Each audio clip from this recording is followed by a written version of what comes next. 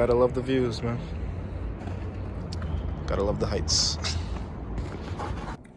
What's up, bro? Despite what I just said, I showed you that for a bigger reason. What do these two men have in common? The first man, he plays video games all day, and he obsesses over the video games. Whatever he's playing, he has to be the best of the best of the best at it. He has to be this level of rank, has to have this amount of strength.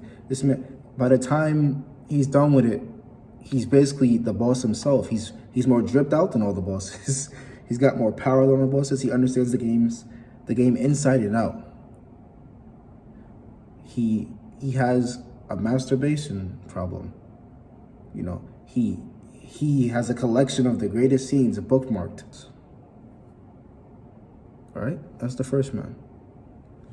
The second man, he lives his life with a simple purpose. He's a common man, but he wants to be king. He wants to have it all. He wants to be a millionaire. He wants to have the best physique, if not the best, his greatest physique. He wants to be disciplined. Why? Not because he particularly likes the idea of being disciplined, but because he needs this discipline in order to reach his goals, in order for other things not to distract him and get in the way. He needs this discipline to give him tunnel vision. He seeks to go out and talk to females. Why? Because he wants girls. He seeks to go out and talk to females. He seeks to go out and get better at talking to them. So he goes out and does it. He seeks to make more friends. So he goes out and he talks to people. He seeks to have a clearer mind. So he meditates. He seeks to understand himself inside and out, just like the other guy with the game. So he journals. And so on and so on. What do those two guys have in common? And when I thought about that, it led me to understanding not only a man's greatest strength, but a man's, ironically enough, his greatest weakness. What do those two guys have in common? Wanting more. Any guy worth a damn in any way, if you're not just here living and breathing for no reason, wants more. It's inherent in our nature to want more. We've always wanted more.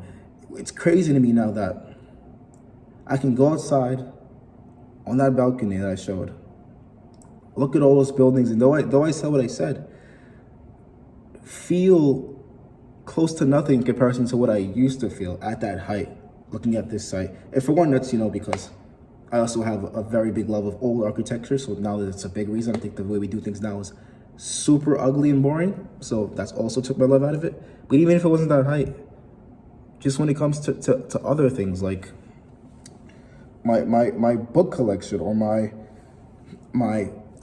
my body, for instance, wanting more muscle, wanting to have a certain better shape, or when you grew up, $1, $5, $10, someone gave you that, you felt like king of the world. You felt like, oh shoot, I can get this many snacks for this many weeks. I'm gonna budget this, and this.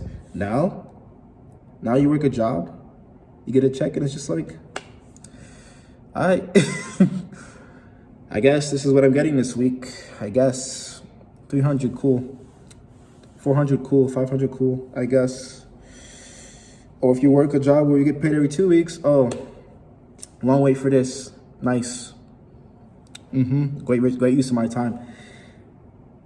We want more, and though it can propel us so high, it's propelled us in so many negative ways too. And that's why so many people find all these easy exits, because your greatest strength of wanting more leads you to creating your greatest weakness.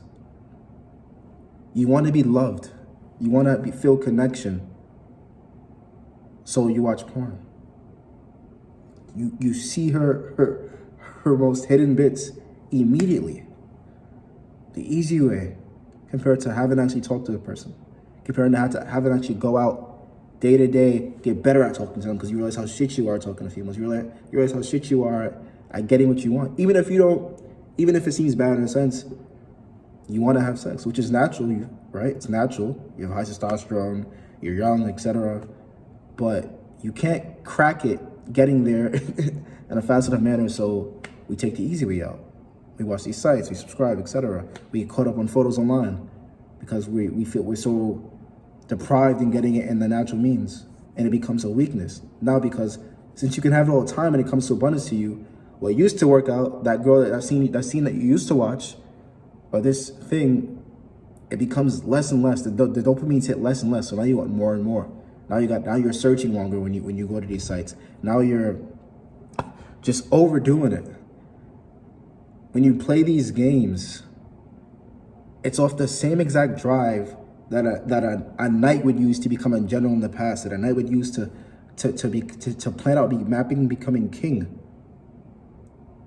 But the difference is you're doing it digitally. And while you're doing it digitally, all of these things, when you succumb to just accepting this easy answer, when you feed your desire in this way, you basically neuter yourself.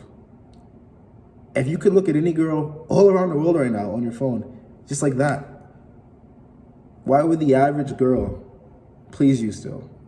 Why would it? Which is why a lot of guys walk around with erectile dysfunction, or you don't get hard as somebody used to, or you'll see some guys online, they're calling girls mid that definitely are not mid, and they definitely don't talk to them on a day-to-day basis. But you know why they think that? Because what they're seeing on a daily basis, what they're seeing on their phone on a daily basis, they're comparing. They already know on Instagram, they go to this girl they follow and compare. They already know. So you're effectively ruining your judgment, and you're neutering yourself.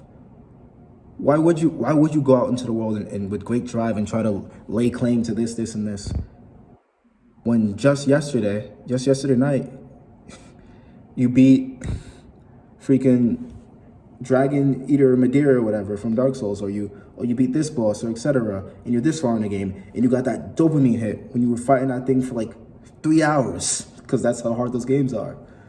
Why would you feel like going out and doing that? Why would I want to touch grass when I could do that in a game? That just sounds crazy. But why would you?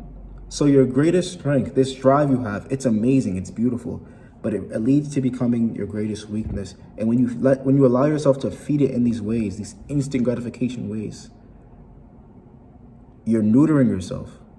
And you say you try to balance it out, but all in all, once the pendulum, what's the judge anyway?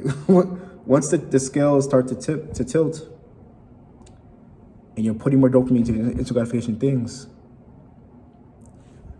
these delayed gratification things, these things that are harder, these things that lead towards real things in real life, they start to slip. All of a sudden, I'm talking to girls less. Why? Because just last night I was watching this girl get her back blown out.